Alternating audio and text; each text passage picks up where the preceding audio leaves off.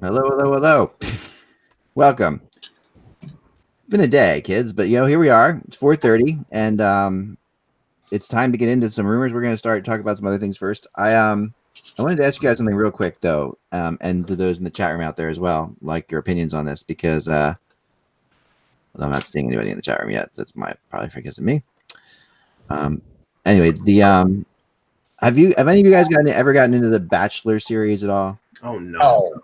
Okay, right. I didn't think you would have, right? And I'm saying it, and I'm not surprised. I'm not like saying that you should be into it, but for some reason, my family has gotten into this, and it is making me frigging insane. Like I am just telling you, this is the worst television ever, and not just bad, but like epically bad. And I am having such a tough time with it.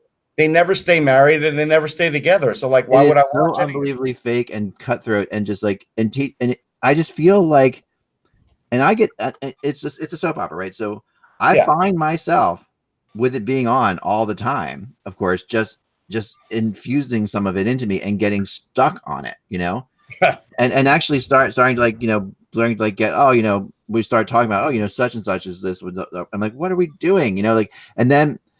It's just as time goes on, I find that it has become bad. Like I feel like my family has been zombified by it, like to the point where I'm just like, oh my gosh, like we got to do something. Like we got to go outside. Like I forced everybody tonight to have like a campfire outside just because we got to do.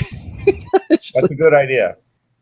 It's really rough. And I know like Jillian in the past likes it. I know we've had Julie on here, and I'm not just saying women. I love men love it too. But I'm just saying that I cannot understand it at all. Like it is really getting to me.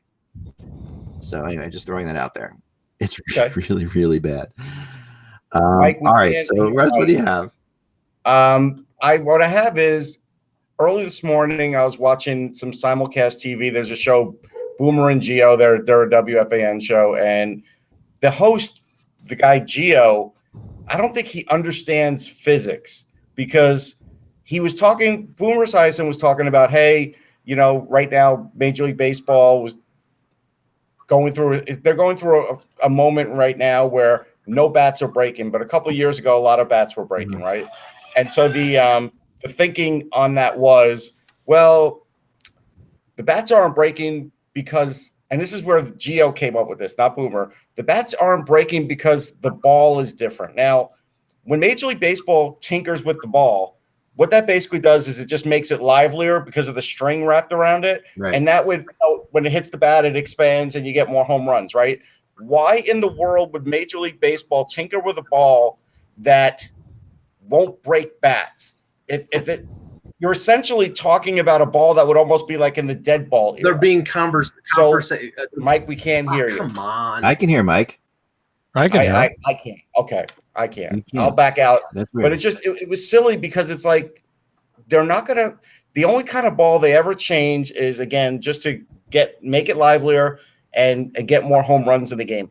I don't think they created a ball so they would break less bats because I don't think Major League Baseball cares about the bats because the players order them and the players pay for them. Yeah. It has nothing to do with them. All of a sudden, Major League Baseball has become conservationists is what, like it's idiotic. Russ, okay.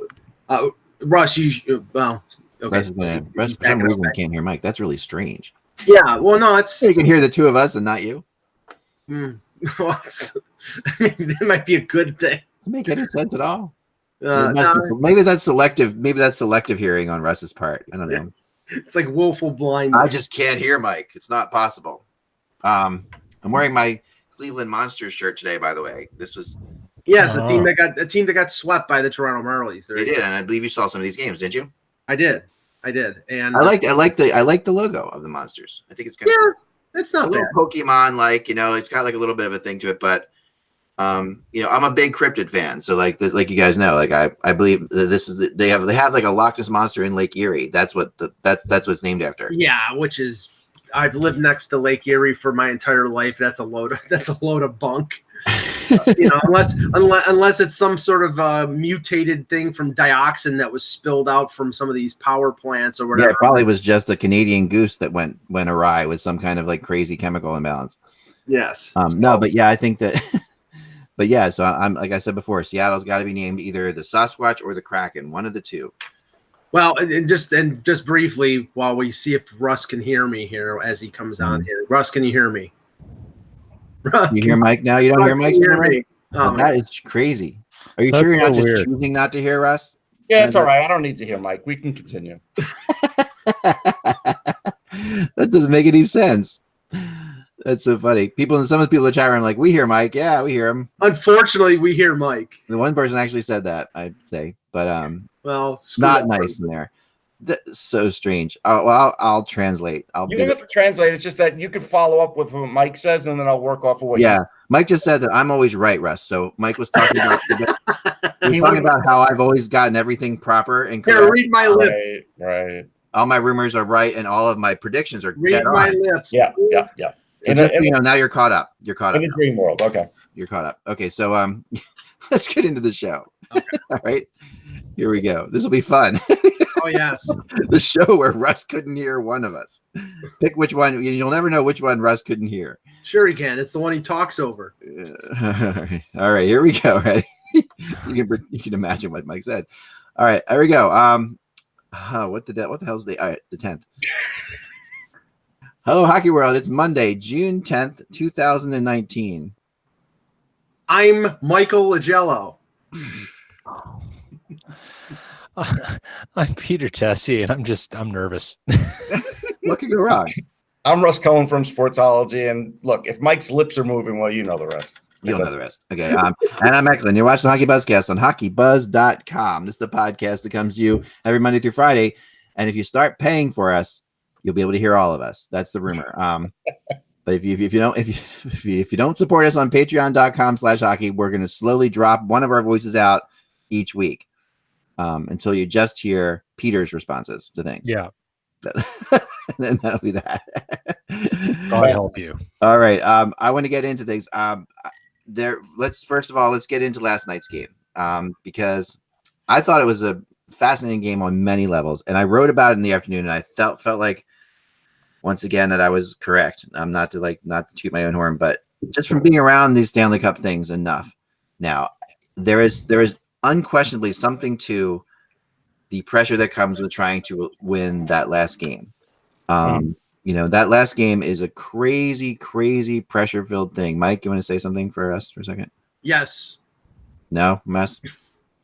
That's fine. All right. I'm going to be talking about last night. This is going to be hilarious. He you know what? I think Russ can totally hear you. He's just screwing with you now. That's my theory. We'll never know. All right. So the pressure of last night, remember that no one on that St. Louis Blues team had ever played for the Stanley Cup before. Like, they'd never played in a situation where if they won a game, they were going to win the Stanley Cup. And so that every one of them had every person who's ever meant anything to them at that game last night, sitting somewhere in a suite, somewhere in a box, somewhere in the building. And all that coordination, all that organization, all this stuff. And I don't care with the newspaper thing. That was just whatever, Yeah, I don't believe in that. That I don't buy into that at all. That's a mistake. That's on the newspaper and not on the Blues. But whatever. But to me, the fact of the matter is that all that pressure was coming in, and the Bruins, who have been through this before, obviously, and a lot of people have played. A lot of the people there have not only played for Stanley Cup, they've lost the Stanley Cup in horrible ways. Like, there's players on that team that have done both. This game was set up for the Bruins to win. There was no two ways about it in my mind. I'm going to tell you this. I was in the locker room, and there were two things. One thing stood out in the game. A small detail, but this is like why I pick on Craig Berube sometimes. Having Braden Shen take defensive zone faceoffs, there was at least one time he didn't have to do it. Now, maybe one other time they couldn't help it because of the way the play was. But every time he took a defensive zone faceoff, he lost it. And so I didn't understand why he would do that. He's not good at that. But in the locker room, Jay Bouwmeester pretty much cracked the case. What Jay Bouwmeester said was, you know what? The people outside, like, we get it. They want us to win. Everybody wants us to win. When we come in here, we have to, win a game. That's what we have to do. But you know what? We got another game. And so that told me everything I needed to know. They exhaled yesterday. Yeah. They didn't play that game like it was everything on the line because they knew they had another game. That's a dangerous game to play with the Boston Bruins. And I think psychologically, that's exactly what happened. Well, and that's the thing that's weird is psychologically, you would think if you're up 3-2, that you wouldn't be like, oh, we got a game in our back pocket in case we play like crap. You would think that they would be motivated to say, let's play balls out here. Let's go completely. It just doesn't work that way, though. I mean, they want to play motivated. I mean, they want, but there's just too much pressure. It's painfully apparent to me, and I think to most people watching this series, is that when St. Louis plays with physicality, they win, and when they play passively, they lose. And they played passively. They played fearful last night. So Mike is saying that they played passive. They played passive hockey last night. They didn't in the first period. I disagree with that. After the first period, they did. Yeah. But the thing is, when you talk to the guys, you realized they didn't play the game they wanted to, but they're like, hey, we're a good road team and we can win this on the road. It's like it was almost built into their psyches that, hey, you know what? We'll give this a go. And if it doesn't work out, we still got another game. I think they did the wrong thing. I think Berube should have played this game with everything they had. I think they should have tried to step on the throat of the Bruins because this team is too experienced. Russ, we talked about this in the podcast before, and I had said, I predicted they were going to come out amped from the crowd, and they did nothing like that. And maybe Berube got a little bit into their heads and said, no, you got to play. And that sometimes you can't take away things that are innate in what people want to do, because then it overcomplicates things. Mm-hmm. Yeah. Boston's been in this position before. They've had to face this down. They came out and played their game. St. Louis didn't know what game they were playing. And that's the biggest difference in this. And we said, we talked about this a lot, about how they're going to come out and should Berube pull back, not the reins, but just give them some space and some context based on how the fans are going to be. Right. And I mean, what we haven't talked about, maybe we should have had it in the pre-show, was I think it was the St. Louis Post-Dispatch and what they had in the paper. Yeah. I mean, I thought that was horrendous, obviously, but I didn't think it, to me, there's so much being made of that, and it is. I mean, for hockey people, superstition is superstition. It's very real, Right. But it is just superstition. I think that kind of stuff can get overblown a bit. Well, I told this to Russ, so it doesn't matter if he can hear me or not. I'm gonna log out for a second and see if for whatever reason that helps. I'll be right back. I'm not logging out. Like, the fact that these two can't hear each other is actually a bonus. I think it's great, but I'll be right back. Hold on. Okay. Well, okay, Peter, you act as the interpreter if Russ can't hear me. The one thing we know about Game 7s, whether it be in the first round or the conference final or the Stanley Cup final, the referees tend to not want to decide the game.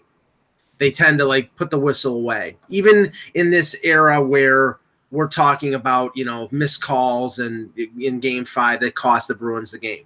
I think that gives the Blues the invite to step it up physically, because I think that's the only way they win. If they play that physical game, they can beat the Bruins. They didn't play it in Game 6. I think they didn't want to take any stupid penalties that would cost them the game. It ended up backfiring on them. But now the season is one game, and I think you have to beat the Bruins into submission if you think that to be able to win that game. Otherwise, I think they'll take it. Lesson to the Blues. Look at how the Bruins played the last time they were in a Stanley Cup final, which was in Game 7, which is against the Canucks. Right. Watch that game. Yeah. Watch every aspect of it. That's what you're going to be up against. Now, an interesting won't do that, though. Berube won't do it. Yeah, Craig Berube will not do that. Interesting statistic, and I learned this today on my actual career podcast that I do. The guest is actually originally from Boston, and he lives in Santa Fe. So we were talking a little bit about the game. The Boston Bruins have never won a Game 7 Stanley Cup Game 7 at home. I know. Their entire history. Right. No, isn't that strange? It still means nothing to me. It doesn't really mean anything, but what I will say is that since I've been doing this, and this is, I think, my 13th or so Stanley Cup, I have seen way more Stanley Cups won on the road for whatever reason. I don't know what it is, but you do see it is very hard to win at home because of the extra pressure that's put on them. And there's really, especially in this situation, I think the Blues, will definitely exhale a little bit tomorrow night. I think it'll be a much easier game for them to play in. And the one thing I did think about last night that was we talked about Binnington a little bit, and there are people kind of ripping on him for the Carlo goal. Obviously, it's a bad goal, right? He got a little bit lucky before that goal because Pastrnak and Bergeron almost scored the same goal earlier in the game. Like in the second period, Bergeron took a shot from this crazy angle like that as well. And Pastrnak right before the Carlo goal goes, and I was trying to find those goals, but what I really noticed was the Pastrnak and Bergeron were they mentioned it in the broadcast too, that the Bruins were shooting the puck from everywhere.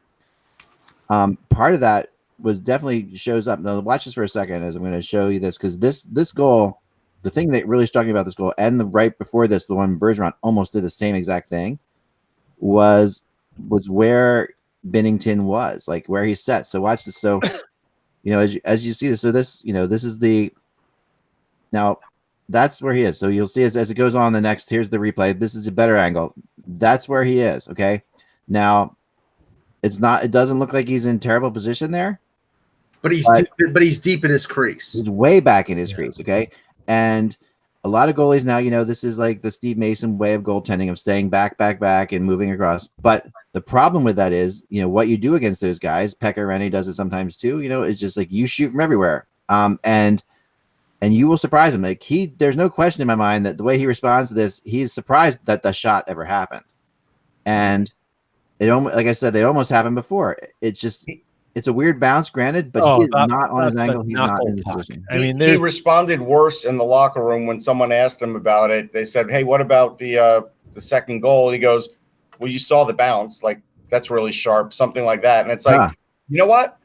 If Jordan Binnington was a shortstop in baseball, he would have made that play, because in baseball, you don't let the ball play you on a short hop. You play the short hop. Yeah. You got to be aggressive with it. He let that play him, and then when you do that, you never know what's going to happen. If he'd have moved up an inch, like you said, he'd have had it. You're exactly right. And everyone knows, like, if you're a goalie and you're trying to either defend against a short hop or a deflection, the best thing to do is get the closest you possibly can to that hop or that deflection.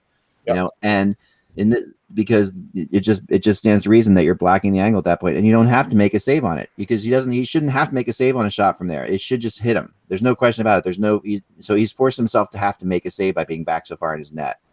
And like I said, Bergeron almost did it to him earlier, really close. And Binnington's attitude is a little bit surprising. Like I would say, like, that he did that, and also, you saw him kind of bopping players when he skated by them last night and stuff like that. I mean, he's definitely a feistier guy than I realized. He is feisty. He will play head games, but now you could worry about him a little bit. This is the first time where you could worry about him a little bit, because the pressure's now it's, hey, they're going to be facing a veteran team. I don't care if they've had all these road wins. This is Game 7. This is the Stanley Cup. Those stats mean nothing to me. Regular season and otherwise mean nothing to me. But he's going to need to make some big stops early, because the Bruins are going to try some shenanigans like long shots and angle shots and everything else, because they know if they get up 2-0, the Blues are probably cooked. Well, I think we can take a lesson to what the Bruins did in 2011 to what the Blues have to do, like Peter was mentioning. If you remember, the Bruins got up early in that game. Bergeron scored that goal that shut down the crowd in Vancouver, and then they kept scoring from there on. It was a pretty dominating performance, and Vancouver, I think, was psychologically and emotionally crushed when Bergeron scored early. So, and I will never forget that goal, because it was the second time in like the playoffs, maybe that series, where Luongo was worried about the ref not calling a penalty and didn't play it. And it's really true. And what Luongo also has, like, in common with Binnington too, is that they both will overplay the puck in situations. Well, they'll overplay, Rinne, these guys, they overplay when they get fired up. Like the Marc-Andre Fleury's got the same disease. And for me, the Binnington really, really wants to play every single puck that's near him. I mean, he goes out of his way to make. He does that weird thing that I haven't seen before. Where it's like a goalie will actually go behind the net, facing the net. Yeah. You know what I mean when he does this? It's the strangest thing, and like he's a defenseman back there with the puck. Because it's almost like he's in a position to backhand it, right? Which is weird. Yeah, and he's facing the net, which means that it's usually like instead of just leaving the puck there, he will turn, face the net from behind the net, and make a play. And so what my theory is he's back so far in his net because of his desire to play the puck so much. Like because on that play right there, where the goal happens, he might have expected that player just to throw the puck around the boards, in which case he can get behind the net and get to the puck. If he's out on his angle, he can't get behind the net to stop that. Well, in general, Binnington's puck handling has helped the Blues. It helps the Blues. I agree. Binnington's puck handling has been pretty good in general. I do agree. And they know what he does too, and they expect him to do it, and they set up along the boards for it. They wait for his passes, so you can tell that they know what he's going to do, which is good, and it does help in general. But to me, like, I think that he's overthinking the game a little bit too much, and there was definitely a lot of nervousness, a lot of nervous passes, and once they got past that first period where they were dumping it deep, which is what you have to do on the Bruins, you have to get the puck in deep and make their defense turn, make their defense face the way, and because their defense does look skitterish, and their defense does, and Chara is not 100%. I mean, people can sit back and say Chara's players playing this, he's a Superman performance for sure. No, but I have to call Chara on something. Yesterday. One thing sorry. Go ahead, Russ. No, the only thing I would say is the pink elephant in the room for this one is Tuukka Rask is having a massive impact on this series. Yeah, he has on the playoffs. I don't hear the Tuukka haters anymore, but I don't think he's converted the haters into Rask fans. Oh, and that worries me a little bit. Well, and Russ can't hear this, but they will be back if he has a bad Game 7. You will hear that course of Rask haters. If he gives up 2 bad goals in Game 7 and costs them the Stanley Cup, they will be out in force. So Mike's saying Rask's haters will return if he does well. I mean, he's pacified them is what it is. And you know what? Like, what's the guy got to do? The weird thing is, honestly, like a nicer, sweeter guy on the planet. Like, he is the nicest, sweetest guy you could possibly imagine. I mean, there's nothing. I mean, what does Tuukka Rask have to do to convince anyone else in Boston? Like, there's 30 other teams that would like Tuukka Rask between the pipes. Yeah, you know what he has to do? He has to watch the movie Heaven Can Wait with Warren Beatty and convert himself from Tuukka Rask to Tim Thomas. Once he does that, then they'll accept him. I think he, even though it's 8 years ago, Tim Thomas. Well, they might want him to be Tim Thomas. You might be right, but he's not Tim Thomas, and in fact, he's. I mean, he's not going to make some of the saves that Tim Thomas makes, but he's going to make so many. He's such a calming. Yeah. I don't understand it. I don't get it. The only mean Finns on the planet really are the Rutus, right? Otherwise, Finns. Yeah, and they're not even that bad off the ice. Like was it Christian Rutu or No, that's that different Tomo, no, you're thinking of Tuomo Rutu and Yarko. And Yarko was the other one. Yarko actually, who was an absolute jerk on the ice. Actually, I got along with really well. I like Yarko too. Yarko is the Matt Cook of Finns. Yeah, but but you're right. I mean, but Rask. The thing about Rask too is he's got that thing where nothing phases him at all. Like if he loses a game or wins a game, you can't tell the difference. Even in the playoffs, you can't tell the difference. He's just is what he is. And let me just make one more point, and then we can move on to other things. I have all the respect in the world for Zdeno Chara, but I'll tell you right now, he tried to draw a penalty when nothing really happened. When David Perron with the follow through, he didn't make that much contact with him, and Zdeno Chara acted like he'd been shot by a 12-gauge shotgun. So Mike was saying that he thought Chara tried to draw a penalty on Perron. He did, and he got hit in the face, and that was stupid. One more shot in the face, and he could go out with an injury. But something Mike and I talked about offline was with the Blues' lack of a power play. We see with the Bruins, they set up Marchand because he's a left-handed shot, right? So they set him up for the one-timer. The Blues don't seem to set up anybody for that one-timer. It should be Tarasenko, and I don't know why it's not. The Blues' power play is infuriating. I mean, it's really – I mean, the fact the Bruins have killed off 38 of 40 of the last penalties, not just in this series, but just in the playoffs. I mean, the Bruins are making them look bad too. But there's no question about that. But you're right, there is no movement. And the thing Russ and I were kind of arguing about, going back and forth, not arguing, but I was right and you were wrong. But so therefore, it wasn't an argument as much. Therefore, it was an imaginary conversation. Is that I watched the Blues take on 4 opportunities in the third period when they had when either Pietrangelo or Parayko or Bouwmeester had the puck with an ability to take a hard shot on net. And no one set up to block the shot. Try to take the shot and then go into that fake shot mode where they turn it into a pass that's meant for a redirection. Yeah, they did that 4 times, twice with Shen, once with I forget, but once with O'Reilly, and it never worked. And what was frustrating is that that's the kind of thing you start to do, in my opinion, when you start to question whether you're ever going to score again. Like right. When they Rask has just gotten inside their head, But even when O'Reilly scored, you never felt like St. Louis was going to mount a comeback. No. I mean because the Bruins they're too good at this situation. I mean, this is a situation that they just understand, yeah, that's exactly it. I mean, it's completely, they know what they're doing. And like I've said before, when the Bruins think they can beat you, you're done. I mean, that Bruins, the only thing that keeps them from being an outstanding team is they do have a confidence issue once in a while, and they question themselves.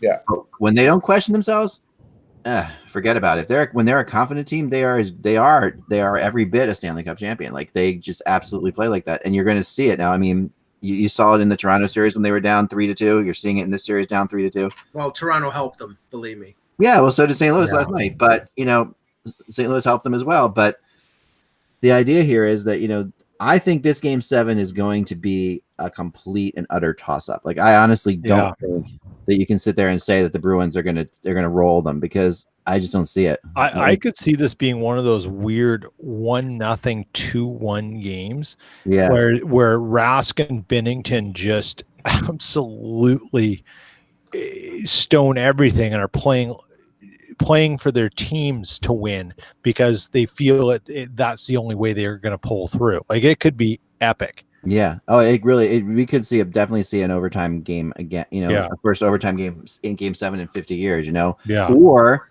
you can, 65 years. I can see either either team running away with it too. Like, I can't see the Blues running away with it. I can see them winning, but I don't see them running away with it anymore. I think that ship has sailed. Even if they go back to the original formula, I think that ship has sailed. I think the Bruins have made enough adjustments that now the Blues are like, even though they had confidence playing on the road, they played too many different games in this series. And I don't know how the Bruins can justify changing their lineup going into Game 7. They put in Carson Kuhlman, a rookie, who played really well and scored a goal in Game 6. Fresh legs. I thought John Moore played pretty well. So you've got a couple guys who are fresher than some of the guys that they might put back in the lineup. So I think they'll stay pretty much with the same lineup. Although with St. Louis, I was telling Russ this before, they need Barbashev back in that lineup. He was suspended for Game 6. He has been a guy who just he withers the Bruins defense with his checking. So Mike's talking about the Bruins probably going with the same lineup and not justifying changing it again. I think that this lineup's pretty solid. I mean, it does take some guts to not play Backes. It is something that is impressive in my opinion. Like, just because well, he doesn't really do anything other than push guys around the crease. What does he do? Right. I know, but I mean, it's got to be horrible for him. I mean, it's Backes. It does. I mean, he's a great guy, but incredible competitor. I mean, he's put in so many years in the NHL, and he's in this situation. That just got. I got to tell you, Alex Steen is one half season away from that too. He's never going to score again, Alex Steen, ever. He's never going to score again. Yeah, no, it's Alex Steen hat trick watch coming right up. Yeah, no, it's gonna be like Lanny McDonald for Calgary in '89. As long as Tarasenko and Shen have to stop trying to carry the puck in. It's just like, I mean, just dump it in, make because what happened after the first period, you didn't see any of that, any of the Blues pinching defense stuff, which is what makes the Bruins crazy. Yeah, Shen was making too many plays. I agree. He was trying, and there was just a stupid ass penalty for him to take. That really. One thing about the St. Louis press box, so they had a bunch of candy, but they had weird stuff up there. They had lollipops, like mini Charms blow pops, really, which are really good. I had one on a trip. Oh wow! But they also had the candy ring. The ring. Yes, of course, definitely. Yeah. I was watching. Nobody in the press box took that candy. Those are absolutely, literally the most disgusting. I mean, I have kids, so I've seen these things around. They're the most disgusting thing. No, but who in the press box is actually going to a candy ring? Yeah, that would be like. I think only Greg Wyszynski would be the only one I could think of. It looks like nobody was brave enough. It looks like a pacifier. That's what it looks like. If you put it in your mouth and it does. It looks like that's why I was thinking Greg. But it's I think that that you're not going to see that. It is a pacifier type thing. Let's move on to rumors. Let's move on to some hockey rumors because we do have a lot of that. We are getting into the silly season for sure. And the team I wanted to focus on a little bit today is Montreal because Montreal is coming up in a lot of stuff for me right now. And I want to start with Kevin Hayes, who is obviously Philadelphia's hoping to sign him, but it's not a given. They're meeting with him. They're meeting with him in the next couple of days. Yeah, they are. They're meeting in the next couple of days. Next week is going to be telling. I was told. It's going to be a telling week for them. With him, there's not like as much of an accepted like we're going to get this done as I kind of thought there was when they made the trade. Normally these trades have like, oh, we're definitely getting this done. Yeah, it's definitely not like 100%. No way. It's not. No, and that's because other teams obviously are very interested because Kevin Hayes he's a center and he's a big center, and there's a lot of teams out there. Which brings you to one team that always, when big centers are out there, is involved, and that is Montreal. So Montreal is definitely going to be, they are waiting on Hayes. Jordan Eberle is, like I've said before, is their kind of primary target, I've been told. And whether or not they can get that done or not is, going to be telling. But they've got Hayes. They also could get involved with Anders Lee, I was told. And then on defense, although I don't buy in too much of the Eriksson thing as completely, but it's not impossible. They are definitely in on Jake Gardiner. Yeah. So Montreal to me, like every June we say that they're going to do something. This is the most I've ever heard them being involved. I mean, this is a team that was, remember, pretty good. I mean, they were battling for a playoff spot all year. Well, their desperation in terms of center is maybe a little bit less because Kotkaniemi played really well as a rookie, And Paling had that hat trick game at the end of the season, and I don't know if they're ready to go with two young centers. I think they want neither of those is going to like blow your mind, right? But they want some experience up the middle. I could see. Yeah, go ahead. Go ahead, Russ. I could see Montreal going for Lee. I don't see Kevin Hayes wanting to go to Montreal because I don't think there's the spot that he wants in Montreal, and I don't think there's the guaranteed power play time that he wants in Montreal. You don't think so? I mean, I think that. Yeah. I think he's becomes one of their top two centers right away. Well, Kotkaniemi could be their top center this year. They're not going to put Kevin Hayes over Kotkaniemi, I don't think. Maybe, he's still young, so maybe. And then so you got to move Max Domi to the third spot. Yeah, and I'm just saying, if they do that, are you going to put Max Domi in the third spot? He already had a good season last year. Unless you move him to the wing. No, I think Max Domi's definitely. Unless you move him to the wing, and I think Domi proved that he can play center with a great year last year. I mean, honestly, the name that I think is going to come up in the mix in terms of maybe going out of Montreal in the next year or so is going to be Jonathan Drouin. He's been a bust there. Like you're saying, Jonathan Drouin could be going out of Montreal in the next few years. Sure. And that's possible. He has been a bust to a degree. I mean, no, you know what? What did he have? 50 points? Yeah. I think people overevaluated the amount of points they thought Jonathan Drouin would get from season to season. They did. The Canadians did. Canadians did for sure. Yeah. The Canadians definitely over. I mean, and I think Drouin in general is, has always been over evaluated a little bit, in the NHL. Like, he's a really good player. Would like he is. I mean, what's wrong with him? I mean, there's nothing wrong with him. The thing that I've always said about him is, is he tries to do every move in his that he knows every time he gets on the ice. Like he needs to simplify his game, but he will impress you with some of like his tricky plays he has, but he just doesn't need to do them all the time. He needs to do some simple plays too. Let me. I mean, he had 18 goals, only 3 on the power play. Yeah, so only that's. Yeah, so good, Mike. I think, and you just say Buffalo to Russ, and he'll know what I'm talking about because I talked about it to him earlier this morning. There's a lot of stuff going on with Buffalo, especially after the signing of Skinner, which I think was a little overpriced. I mean, $9 million. He's now the 5th highest paid winger in the NHL, and that won't last because we know Panarin and maybe somebody else will make more than $9 million. I know that the guys like Marner and Rantanen might as well, but there's a lot of talk, especially after Pierre LeBrun reported that they're looking for a second line center and a top 6 winger. There's been some talk about the Jason Zucker possibly now going to Buffalo as part of a deal, which that means that Pittsburgh deal has fallen apart. And a lot of talk, and we know that Nashville wants to move on from Kyle Turris.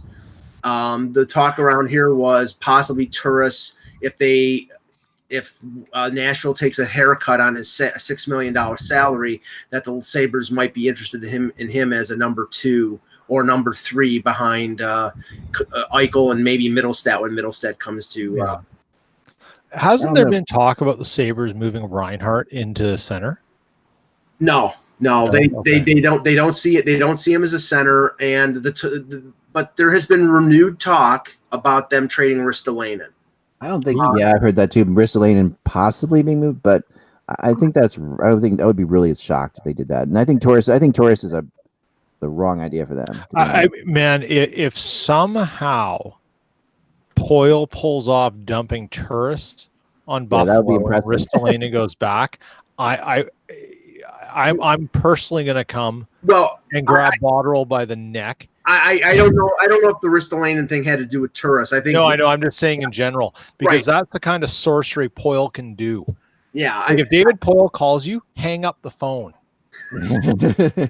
I honestly, I think if it's tourists, the Sabres will be doing so much of a favor for Nashville. I would doubt they'd be giving them anything back. It's simply, we like him as at a $4 million salary. We'll take him on. We'll give you a draft pick or something like that. They have the capital to do that. Boyle brings up something that I did want to discuss too, which is he says it sounds very bleak about Leonard returning to the Islanders. And this is something that I've heard since their breakup day from people that were in the locker room, that they really got the impression for sure that Leonard was not going to be back. Well, I wouldn't say he's not going to be back, but if you remember, I told you they're pretty far apart on term. Yeah, and that's the issue there. So, yeah, I have a feeling he's going UFA, but I don't think it's a guarantee he's going UFA. Yeah, I think there's a couple teams, like I do think Columbus is going to consider him strongly. And I think San Jose could too. San Jose is a team that you have to look out for because this is a team that was pretty close. They really were. And they consider themselves really close. They think they still have a bit of a window here, and the Sharks are going to try to get themselves an upgrading goal. I really think that was they feel like with any other goalie, they're in the same. No, I mean, I felt like San Jose was close last year. Now I feel like they're the guys from Cocoon trying to have a hockey team at this point. So Joe Pavelski is Don Amici, is what you're saying. Pavelski is Don Amici. Yeah. Well, no, I'm going to sit there and say that. No, I mean, I do think that. I mean, Jones was holding them back. There's no two ways about it. Yeah, but there are more problems than just the goaltending with San Jose now. If Carlson leaves, that leaves a gap on defense. What happens with Pavelski? Yeah, but if they have to get another goalie, I mean, that's going to be a problem. Yeah. I mean, they're going to have to move Aaron Dell because he's got a significant salary for a backup. So, I mean, there's more problems there than just the starting goaltender with the Sharks. But, I mean, with the Islanders, I mean, does that mean that Thomas Greiss is the guy? And I don't think it does. I mean, you guys know that I was a Greiss guy. You don't think Thomas Greiss is the guy? No, I think I just liked Greiss over Leonard. But I don't think Greiss is the guy. Like, I think he had a good season. And let's be fair about my feelings on Thomas Greiss right now. I want to profess them to everybody so we can be open about this because I get a lot of slack about this, probably more than anything else. You don't get any slack about it. You get a lot of crap about it, I should say. Sorry, I get no slack about it. I get a lot of flack about it, and I mean, all I said was that the they were very much a two-headed monster, and that they needed to use those goalies against different teams. And the fact that they went with Leonard throughout in the second round, I thought was a mistake. That's all I'm saying. That's what I'm saying. Definitely. My phone doesn't agree with me. Obviously, my phone is doing something I can't understand. Sorry. It's a fantastic ringtone. Wow. I don't know what's happening. Anyway, is that like the theme for Thumbelina? Like, what is that? That is somewhere like the tile things that you have like on your. I gave you a tile, didn't I, Russ, at one point? Yeah, I have some tiles. Yes. Yes. Anyway, that's if somebody in his bathroom in his kitchen. Yes, you have a tile. All right. Feeling. Duchesne. Let's talk. There was some talk today about Duchesne and Arizona out there. I was told it's absolutely nothing to it. It's not true. But we're going to see a lot of this over the next. Now Arizona did get a new owner. He's a multi-billionaire guy. He's going to have to be. Which doesn't hurt, and that's the NHL loves their billionaires. Let's just throw that out there. There's nothing better than a billionaire. I disagree. Just getting a billionaire doesn't solve the problems of that franchise. Oh, I agree with you, but the NHL, I'm just telling you, the NHL, if you're a billionaire, if you have a billionaire, they'll find you a team. If you're a billionaire and likes hockey, they will find you a team. Again, yes, but I go back to sorcery. At some point, he won't want to lose money. He won't be a billionaire. Even though he's a billionaire, he'll get tired of losing money. Yeah. If he's a billionaire, the bad idea is buying the Coyotes because that takes you into Trump multimillionaire land. Well, honestly, though, Russ is right. It's like billionaires don't like to lose money. He may take on this thing for pennies on the dollar, but if he continues to lose $100 million a year or whatever the hell it is, if he can't get a building built in Arizona. Hello, Houston. Yeah. No, I think that's I think maybe Mike's saying they could possibly moving to Houston. That might be his game plan. I thought he was doing a duck call. I didn't know what he was doing there. Yeah, it could have been either. But I'll tell you, he said they were going to be going to Houston, although he agreed with everything else I said. So I like this. I like this game. It's really a challenge. All right, so no, I mean, if the show would pay for closed captioning, we'd be fine. Oh, if it would pay for things, we would all be fine. Here's some fine language. Paying for things is that's patreon.com/hockeyguys. If you want to hear Mike, you gotta pay money extra. Otherwise, you're gonna start losing Mike.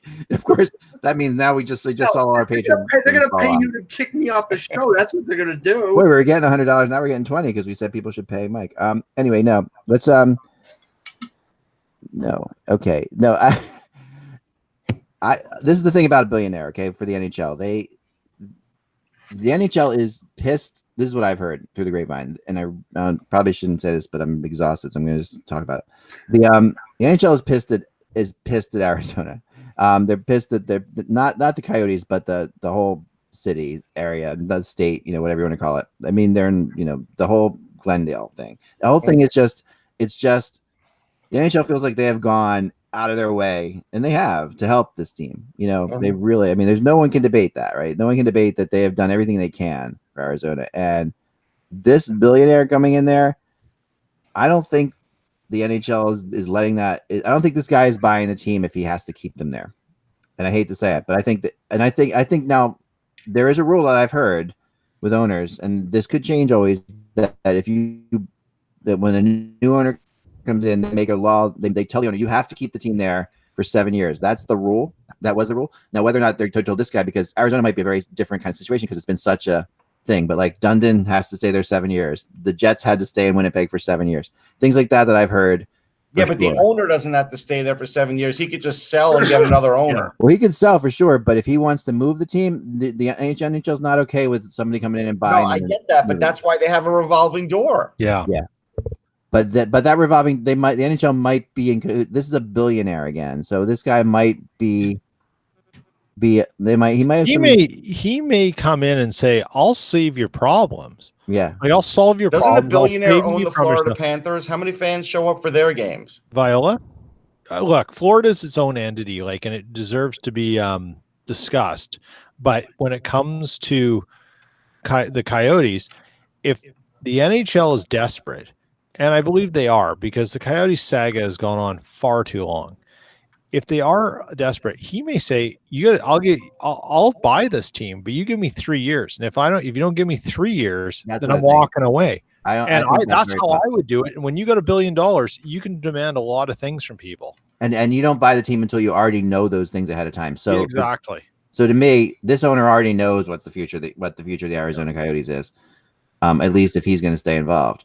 So that he already has that idea, and that's why I think that this could be the first big sign of them possibly moving. And I think Florida, the same thing. I mean, Viola. I'm trying to remember when he bought the team, but I think the 7 years is coming up. Can I tell you what the sign is for the owner of the Arizona Coyotes? He's going to pocket the franchise money from Seattle, and he'll lose for a couple of years, and then he'll see where he's at. And if he's made a profit at that point, if he can't move, then you might see another owner. Like this is what's been going on. Yeah. I think he knows when he can move and when he can't move at this point. I think that we'll never know. They'll never admit that. And so that's not from a source or anything like that. And the NHL never gives out any information about that kind of stuff. But I just have a feeling, on that one. I think the fascinating thing that's going to happen, and it's not going to happen now until the end of the week. I believe it's 48 hours after the Stanley Cup final that the buyout window starts. And the buyout window is going to be fun to watch. I agree with you. I mean, because I mean, we've already heard the stuff about Phaneuf. We've already heard the stuff about Scott Darling. It came out over the weekend about Corey Perry. And nobody in their right mind is going to take a declining Corey Perry at 8.6. Yeah, it's cracking up today. They were saying Corey Perry could be traded. There's no possibility on that one at all. No, but he gets bought out, and there's a team out there that says, "I'll take a flyer on Corey Perry at $750,000 for a year." I think you'll find teams that'll be interested. I mean, what are your thoughts on Corey Perry in general, guys? I mean, he had his moments. He had his time for sure, and he was good. But he also, I kind of feel like he's one of the more overrated players in the NHL, like over the last decade. I feel like I mean, has his moments where he's good, but he's not a good skater. He's not like a particularly. He's definitely an annoying player to play against for sure. He was never a great skater. He was always an annoying player, but he's not the biggest guy. And he was always throwing his body around first, like Mike Richards, a little bigger than Richards. I think he's just suffering the same fate. Yeah, I think you're just breaking down, and that makes sense. Well, let's just say this, and Peter, let me get what you think here. If Chris Kunitz, after how bad he looked in Tampa Bay 2 years ago, gets signed by the Blackhawks, then Corey Perry gets signed by somebody. Because nobody looked more washed up than Chris Kunitz did in Tampa, and he got an NHL contract. I think there'll be somebody out there that'll roll the dice and say, maybe we can get 15 goals out of him. I think you can get 15 goals out of Corey Perry. It's just you have to – just you can't get 15 – you can't justify 15 goals out of him if you have to take on 2/3 of that salary. Oh, no. That's the problem. So whoever has the cap space to take him on, this is where we are with these big contracts at the tail end. If you have the cap space to take Corey Perry on, you need something to sweeten the offer because you're doing Anaheim a favor. Anaheim is now trying to rebuild. It's trying to restock the covers. So if you're going to take Corey Perry, if someone comes to me, you're going to eat half the salary and you're giving me a second and someone else, and I'm going to give you back this. Peter, I don't think anybody, even the most insane general manager, is going to bail Anaheim out of Corey Perry. They're going to have to buy him. They're going to have to buy him out because nobody is going to take that contract. And it makes no sense for Corey. No one's going to bail out. To trade all these other things that they need to rebuild. I just took a picture of Russ apparently asleep. I just thought this was pretty funny. So see if I can figure this out. Follow me on Instagram. I'm going to put this up. This is hilarious. It's a hilarious picture, Russ. It's because you froze in a position that looked like you would. Put it up on Instagram. I couldn't see it from there. Yeah, that's. He's been doing a lot of driving, Axel. No, I know. Hats off to you. I didn't know you drove out there. That's awesome. I did. How long was it? It's 14 hours. I'm not driving 14 hours in one day, so I'm in Columbus, and then I'll be home tomorrow. Right. 14 hours in one day. Have you gone to that in my sleep? No, I'm not bothering. I mean, at this point, I'm going to leave early in the morning. So you got to be exhausted. That is the one. Hours. They don't count. I saw this at Tim Hortons. I'll go there. I can literally drive from here to Calgary using the Force. I've done it so many times, and I still have time. I'll visit the Maple Glazed Donuts. Oh. Oh man, that's good. 14 hours. That's not so bad. I thought it was worse than that. Yeah, no, it's not. Awesome. Well, when you live in a place where you're 7 hours from anywhere. Well, yeah, because you guys are out. I mean, yeah, we're really spoiled on the East Coast by how close things are together. Yeah, exactly. I mean, you guys out west there, you got these huge expanses of nothingness.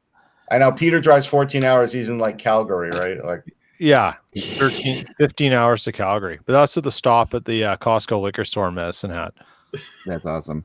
All right, guys, I think that's all the time we have for today. We're gonna be back again. This tomorrow. was Russ's favorite show because he couldn't hear me. Yeah. What was that? What'd you say? That was Russ's favorite show because he couldn't hear me. Oh yeah, this was Russ's favorite show of all time because he didn't have to listen to Mike once. it's great. I mean, I'm loving it. It's like basically it's like the Marx Brothers, and Mike is like Harpo Marx. I heard Peter for half the show, and that's because Mike made me log out, and then I didn't hear Peter the rest. So sorry, Peter. You didn't hear Peter after that either? No. I didn't know that. Okay. Sorry. But I did hear Peter initially. You did a good job. Yeah, I know, and I logged out just to do you a favor, Russ, because it's clearly on your end. You did a really good job there. All right. All right. Remember, without the buzz, it is just hockey. We will talk to you tomorrow.